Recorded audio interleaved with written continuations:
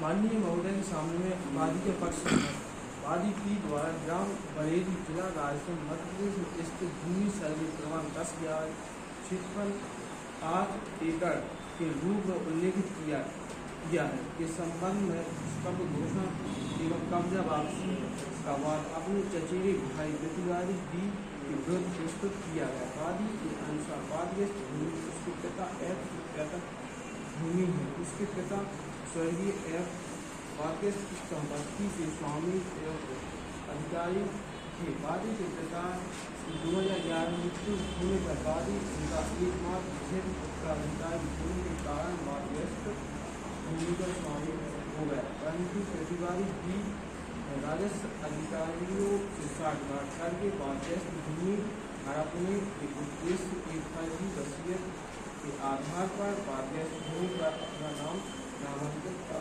करवा दिया तथा वादी को कब्जे से बेदखल कर दिया गया। यह विवाद कुछ समय उत्पन्न हुआ जब मुख्यमंत्री के त्योहार के दौरान दिनांक 25/11/2011 को वादी में नामांकित कार्रवाई के संबंध में जानकारी दी। उस समय भी उत्पन्न हुआ जब प्रतिवादी ने वादी की वादग्रस्त भूमि से दिनांक 20/11/2011 को बेदखल कर दिया। अतः वादी की कब्जा वापसी को मानसिक अंकुश के साथ स्वतंत्र घोषणा का व्यवहार बाद प्रतिवादी के विरुद्ध प्रस्तुत करना पड़ा। शासन अध्यक्ष द्वारा कलेक्टर को भी के साक्ष्य के लिए अनुमति प्राप्त। वादी के साक्ष्य में वादग्रस्त संपत्ति वादी के मृतक पिता एफ की पैतृक संपत्ति है। वाद प्रश्न को सिद्ध करने का भार वादी पर है। उसने स्वयं वादी पक्ष 1 तथा वादी पक्ष W2 का परीक्षण किया। वादी ने अपने कथन में स्वरूप प्रकथन में पुनरावृत्ति की। वादी के अनुसार संपत्ति उसके पैतृक मृतक पिता एफ की संपत्ति है। उसका पिता वादग्रस्त संपत्ति के आधिपत्य में था और स्वामी था तथा वादी संपत्ति के स्रोत के संबंध में कोई दस्तावेज प्रमाण के स्रोत के संबंध में कोई दस्तावेजी करने के लिए विफल नहीं रहा। पूर्वज उनकी पैतृक संपत्ति उसकी मृतक के पिता एफ ने उसे दी। मृत्यु के बाद उसने अपने लिए बताई तथा वादी साक्षी W ने भी इस कथन का समर्थन किया। के तर्क में वादी ने वादी के वसीयत प्रमाणित किया और उसने पिता एफ की मृत्यु के बाद उसका एकमात्र विधिक उत्तराधिकारी होने के कारण वह वादग्रस्त संपत्ति का वसीयत के आधार पर वादग्रस्त संपत्ति का स्वामी हुआ। वादी ने भी यह कहा कि वह कोई दुरुपयोग आशय से उस संपत्ति की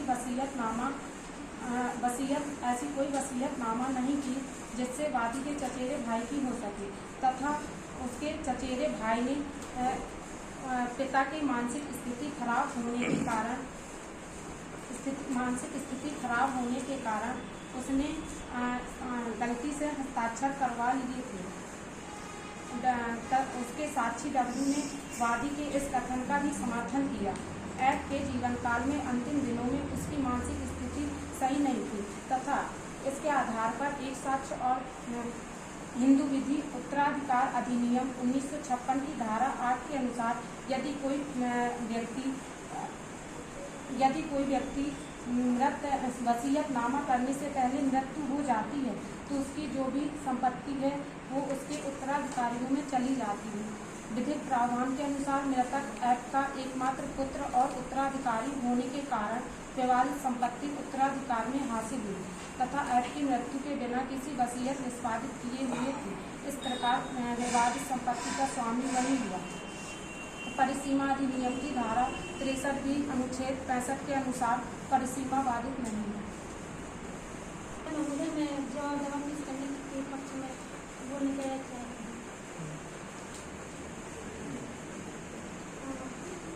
ऑर्डर 8 लेख में है कि तरीका बताया गया है कि तरीका लेख में लिखित बात स्वीकार है। तरीका लेख में लिखित बात गलत होने के कारण अस्वीकार है। तरीका 3 में लिखित बात अस्वीकार है। तरीका 4 में उल्लेखित बात स्वीकार है कि तरीका 5 में लिखित बात अस्वीकार है। कड़िका 6 में से कड़िका 9 तक उल्लेखित बात विधित होने के कारण स्वीकार है, जवाब देने की कोई आवश्यकता नहीं है। सर मैं बचाव पक्ष से बोलने की जाना चाहूँगा। प्रतिवादी साक्ष्य यह है कि सर प्रतिवादी ने जो अपने जवाबदारों में कथन किया है वह अपने कथनों का पूर्ण रूप से समर्थन करता है और उसके चाचा एफ द्वारा जो उसको संपत्ति प्रदान की गई वह वसीयत निष्पादित रजिस्टर्ड वसीयत से की गई है तथा आगे यही व्यक्त किया गया है। जिस वक्त लिया है वसीयत निष्पादित हुई थी उस वक्त एफ का मस्तिष्क पूर्ण रूप से सही था, स्वास्थ्य था। प्रतिवादी ने दूसरा विटनेस प्रस्तुत किया है। दूसरे विटनेस ने यह भी उसकी बात को समर्थन किया है और यह भी कहा है कि जो वादग्रस्त संपत्ति है वह 2011 से उस प्रतिवादी के कब्जे में है। ठीक है। और प्रतिवादी ने इसके वसीयत का प्रदर्श D1 में लगाया है और अन्य दस्तावेज D5 में प्रस्तुत किए हैं।